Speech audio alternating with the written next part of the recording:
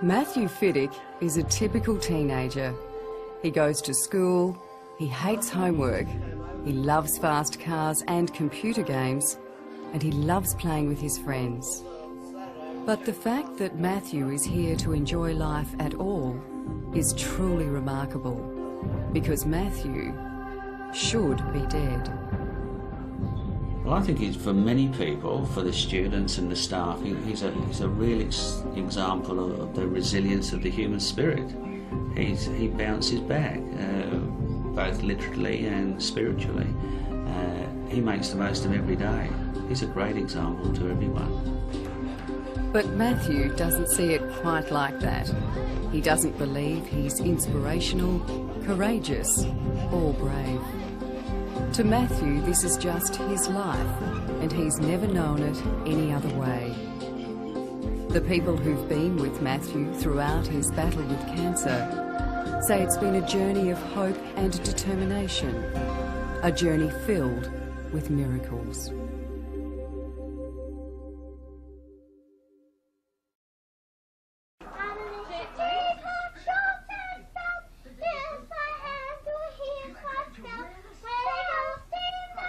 Like most youngsters, Matthew was cheeky and inquisitive. And it was in this carefree time, when he was so full of life, that Matthew was struck down. At 3, when he was diagnosed, we were told that he had a very large brain tumour. And they said the likelihood was Matthew would not reach his 4th birthday.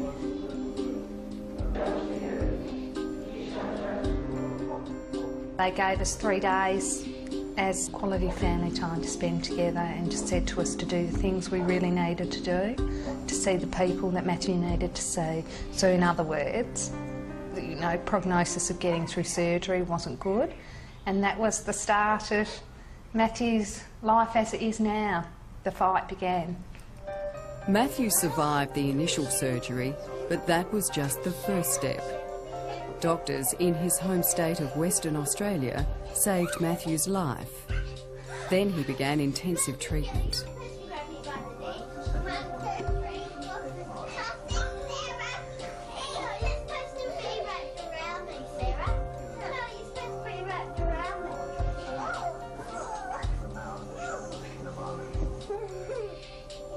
You have times where you just sit back and you think, it just can't be real. This isn't my child. Where's my child? Bring them back. Matthew lost weight very quickly, and he just looked so sick and frail. He was asleep in bed one night, and we went in to check him, and he had no hair, he had no eyebrows, and I had to feel to make sure which was his face and which was the back of his head, because with everything shut, you couldn't tell. When he was awake, he always had a smile on his face and that determination, and made everybody laugh. And that was the child that I half knew. But when he was asleep, I just didn't recognise him. It was very hard sometimes. After enduring so much, it looked like this brave little battler had beaten his deadly foe.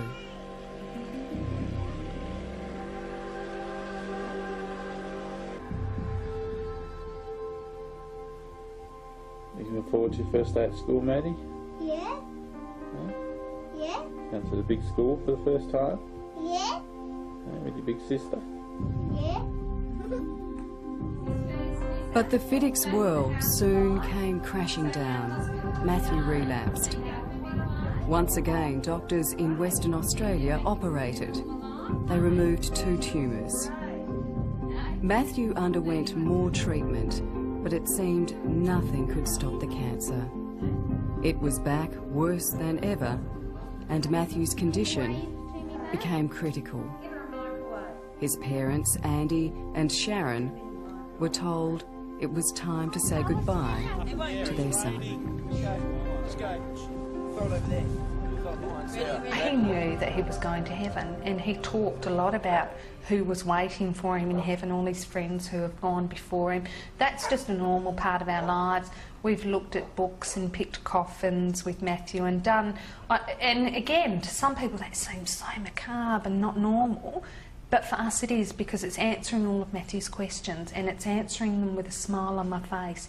It's never being upset when he asks me about what happens to you when you die. It's not about being upset when he says, you know, he knows what cremation is, he knows what burial is. Matthew talks about all those things. He wants to know what kind of box he's going to go into when he dies.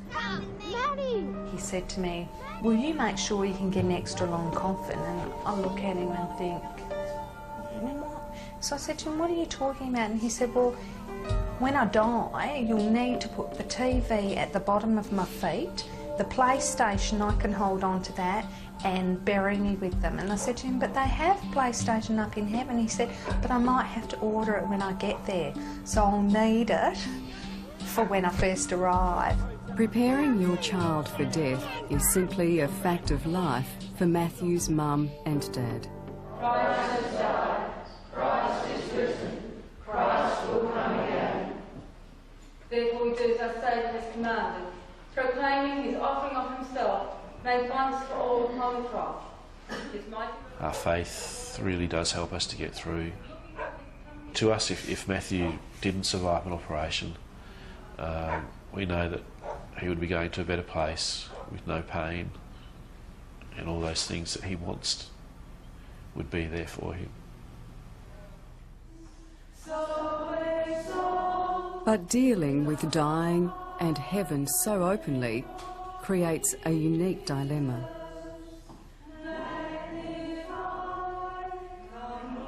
It's really hard not to paint it as being, it is the most wonderful place, but I don't want him to have the desire to want to go there.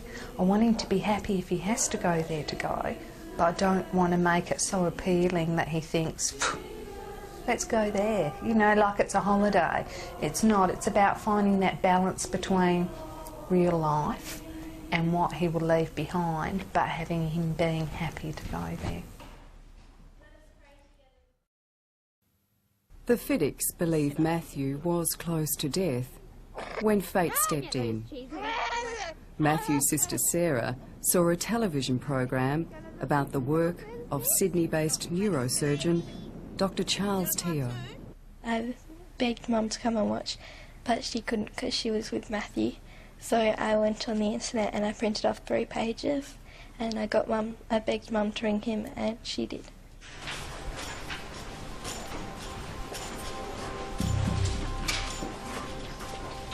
They called me up from Perth to ask if I'd be prepared to operate on Matthew. Given that the neurosurgeons there were not prepared to operate on him, and that he had recurrent anaplastic ependymoma. Now, an anaplastic ependymoma is even more aggressive than the standard ependymoma and will invariably lead to the patient's death. An anaplastic ependymoma in layman's terms is a very nasty tumour. If someone has a recurrent anaplastic ependymoma and has failed radiotherapy and has failed chemotherapy, as Matthew had, then it's not unreasonable to say to that person, listen, the writing's on the wall, why prolong the inevitable? The prognosis wasn't good, but Dr. Teo agreed to review Matthew's case and call the family with his decision. Really, up until now, we had no hope. And when you've got no hope, that is like the bottom of the barrel. Like, I've never ever felt, other than that week, that we had no hope at all. And I knew this phone call that I wanted to come, but by the same token I didn't want it to come because I was never quite sure what he was ever going to say. Matthew was running out of the one thing he needed most, time. The Fiddicks waited anxiously for Dr. Teo's call. I can remember him saying, you need to get on a plane today. Get on a plane today and I'll operate on him tomorrow. And I just burst into tears. I can remember Charlie saying to me, for goodness sakes, girl, why are you crying? I said, I'm crying because you're giving me hope. You're giving me something that everybody else has taken away from us. Ready? 1, 2, I show you mouth. I find it very difficult to say to someone like Matthew, listen, actually you don't have quality of life, and sorry, I know you've got a will to live, but we're not prepared to fight the fight with you. One of my close friends died, and on her deathbed she said, "Charlie, the worst thing about dying is when everyone else around you has given up hope, but you haven't." Now, wouldn't that be terrible? I mean, can you imagine if you still feel like there's a chance you could live, but everyone's going, "Oh, well, don't worry, I'll look after the cat for you."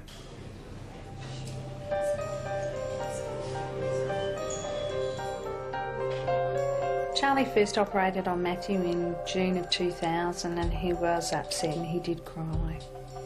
He was worried how long it would take for us to come to heaven to make him. And I remember him saying to us, because he was still and he is still just a child, and I remember him saying to us, "How long will I have to wait? Will you and Daddy and the girls, will you all die and come to heaven really quick to be with me?"